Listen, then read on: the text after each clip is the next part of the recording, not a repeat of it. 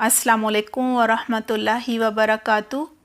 اعوذ باللہ من الشیطان الرجیم، بسم اللہ الرحمن الرحیم۔ رب اشرح لی صدری ویسر لی امری واحلل عقدۃ من لسانی یفقہوا قولی۔ رب زدنی علما، اللہم فقہنا فی الدین، آمین۔ کیا حال ہے آپ سب کے؟ امید کرتی ہوں بالکل خیریت سے ہوں گے۔ دعا ہے اللہ سبحانہ تعالیٰ آپ سب کو اپنی حفظ و بار میں رکھے۔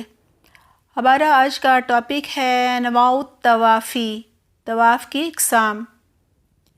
خانہ کعبہ کے ارد گرد 7 بار چکر لگانے کو طواف کہا جاتا ہے، یعنی جب بیت اللہ کے 7 چکر مکمل کر لیے جاتے ہیں تو وہ ایک طواف کہلاتا ہے۔ طواف شروع کرتے وقت نیت کرنی چاہیے، کیونکہ اعمال کا دار و مدار نیت پر ہوتا ہے، لہٰذا دلی ارادہ کرنا چاہیے کہ اس طواف سے فقط مجھے اللہ سبحانہ تعالیٰ کی عبادت اور اطاعت مطلوب ہے، میں صرف اللہ سبحانہ تعالیٰ کی خوشنودی اور رضا چاہتی ہوں۔ اور طواف باوضو ہو کر کرنا چاہیے۔ طواف کی 5 اقسام یہ ہیں۔ نمبر 1، طواف قدوم، قدمہ سے ہے، معنی ہے آگے آنا، اسی کا دوسرا نام ہے طواف تحیہ یعنی سلام کرنا، اور تیسرا نام ہے طواف ورود، یہ وارث سے ہے۔ طواف قدوم جو ہے یہ مکہ میں داخل ہو کر سب سے پہلے کیے جانے والا طواف ہے، لیکن اسے کون کرتا ہے؟ حج کرنے والا۔ لہٰذا حج کرنے والا جب مکہ میں داخل ہوگا تو سب سے پہلے طواف قدوم کرے گا، جسے طواف تحیہ بھی کہا جاتا ہے اور طواف ورود بھی کہا جاتا ہے۔ نمبر 2، طواف عمرہ، جیسا کہ نام سے ظاہر ہے، اسے سب سے پہلے کون کرے گا؟ جی، جو عمرہ کرنا چاہے گا، کیونکہ یہ طواف عمرے کی نیت سے کیا جاتا ہے، یعنی جو عمرہ کرنا چاہے گا وہ طواف قدوم نہیں کرے گا، وہ صرف طواف عمرہ کرے گا۔ نمبر 3، طواف افادہ یا طواف زیارت یا طواف حج، جیسا کہ نام سے ظاہر ہے، طواف حج جو ہے اسی کے 2 نام بھی ہیں، طواف زیارت اور طواف افادہ، یہ حج کی نیت سے کیا جاتا ہے۔ اور نمبر 4 ہے طواف وداع، یعنی حج ادا کرنے کے بعد مکہ سے وداع ہوتے وقت، رخصت ہوتے وقت اسے کیا جاتا ہے۔ اور نمبر 5، نفلی طواف، یعنی یہ جتنے بتائے گئے ہیں طواف عمرہ، طواف وداع، طواف قدوم، طواف افادہ، ان کے علاوہ جو بھی طواف ہوگا وہ نفلی طواف ہی ہوگا، جیسے نفلی نماز ہوتی ہے نفلی عبادت کی طرح، یہ بھی جب چاہے کیا جا سکتا ہے، یعنی آپ ہر نماز کے بعد بھی کر سکتے ہیں۔ آئیے ان 5 اقسام کی تفصیل جانتے ہیں۔ پہلی حدیث ہے، مکہ مکرمہ داخل ہونے کے بعد سب سے پہلے جو طواف کیا جاتا ہے اسے طواف قدوم یا طواف تحیہ یا طواف ورود کہا جاتا ہے۔ عن ابن عمر رضی اللہ عنہما قد حج رسول اللہ صلی اللہ علیہ وسلم فطاف بالبیت قبل ان یأتی الموقف، رواہ مسلم۔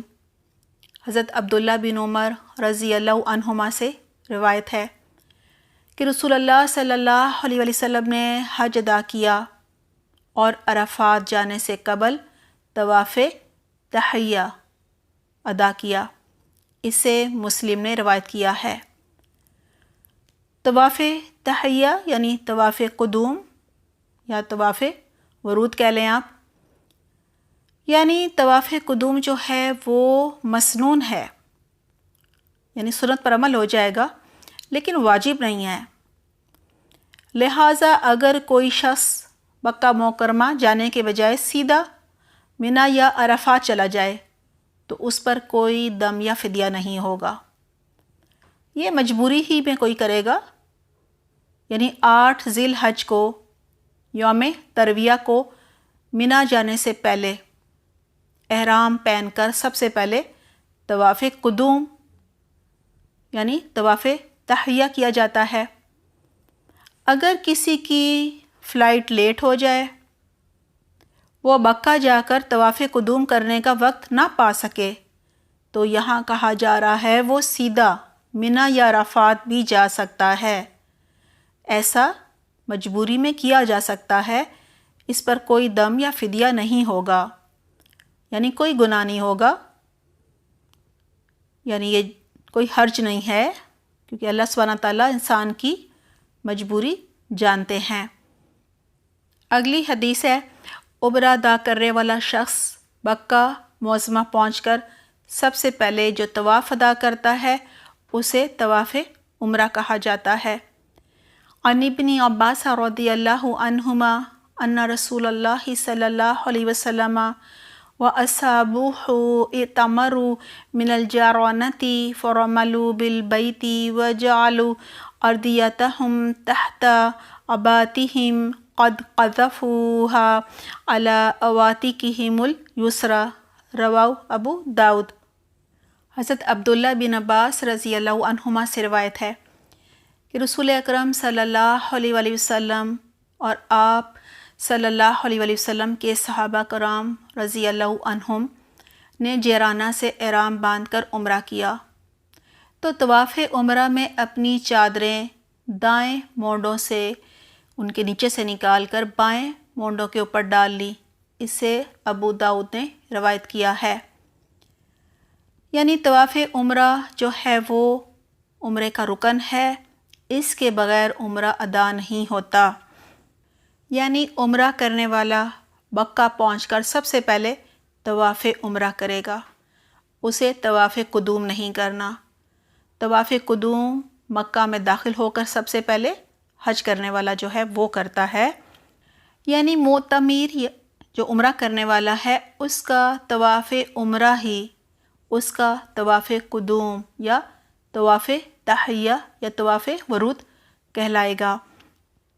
اگلی حدیث ہے، 10 ذی الحج کو منا میں قربانی کرنے کے بعد مکہ مکرمہ آ کر بیت اللہ شریف کا طواف کرنا فرض ہے۔ اسے طواف افادہ یا طواف زیارت یا طواف حج کہتے ہیں۔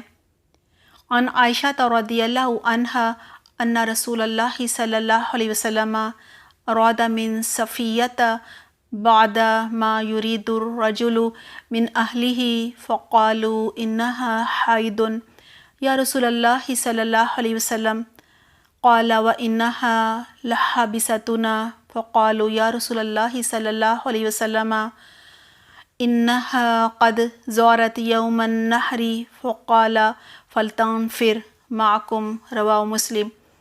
حضرت عائشہ رضی اللہ عنہا سے روایت ہے کہ رسول اکرم صلی اللہ علیہ وسلم نے اپنی زوجہ حضرت صفیہ رضی اللہ عنہا سے اس کام کا ارادہ کیا جو مرد اپنی بیوی سے کرتا ہے۔ انہوں نے یعنی دوسری ازواج مطہرات نے عرض کیا، یا رسول اللہ صلی اللہ علیہ وسلم صفیہ تو حیض سے ہیں۔ رسول اکرم صلی اللہ علیہ وسلم نے فرمایا، پھر تو اس نے ہمیں مدینہ واپس جانے سے روک لیا۔ ازواج مطہرات نے عرض کیا، یا رسول اللہ صلی اللہ علیہ وسلم صفیہ قربانی کے دن طواف زیارت تو کر چکی ہیں۔ تب آپ صلی اللہ علیہ وسلم نے ارشاد فرمایا، پھر وہ تمہارے ساتھ واپس روانہ ہو جائیں۔ اسے مسلم نے روایت کیا ہے۔ یوم نحر کو یعنی قربانی والے دن بھی طواف افادہ، طواف زیارت یا طواف حج آپ کہہ لیں کیا جا سکتا ہے۔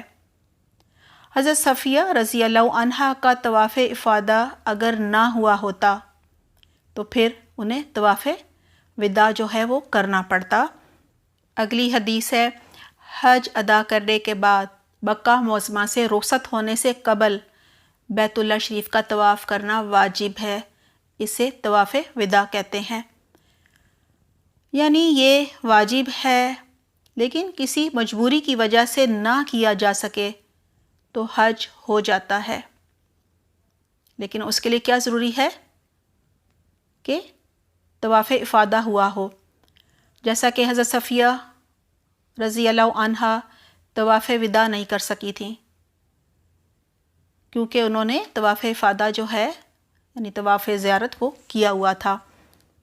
اگلی حدیث ہے طواف قدوم، طواف عمرہ، طواف افادہ اور طواف وداع کے علاوہ جو بھی طواف کیا جائے گا وہ نفلی طواف کہلائے گا۔ یعنی بیت اللہ شریف پہ قیام کے دوران تمام نفلی عبادات میں سب سے افضل جو ہے وہ نفلی طواف ہے، کیونکہ دیگر جو عبادات ہیں وہ تو آپ نے وہاں جہاں بھی رہائش اختیار کی ہوئی ہے وہاں بھی آپ کر سکتے ہیں، آپ جس ملک سے آئے ہیں آپ وہاں اپنے ملک میں اپنے گھر میں بھی کر سکتے ہیں، لیکن بیت اللہ کا طواف جو ہے وہ مکہ ہی میں جا کر ہوتا ہے اور وہاں یہ سب سے افضل عبادت ہے۔ اللہ سبحانہ تعالی ہم سب کو اس کی بہترین توفیق عطا فرمائے، آمین۔ اپنا بہت خیال رکھیے گا۔ سبحانک اللہم و بحمدک، نشہد ان لا الہ الا انت، نستغفرک و نتوب الیک۔ والسلام علیکم ورحمۃ اللہ وبرکاتہ۔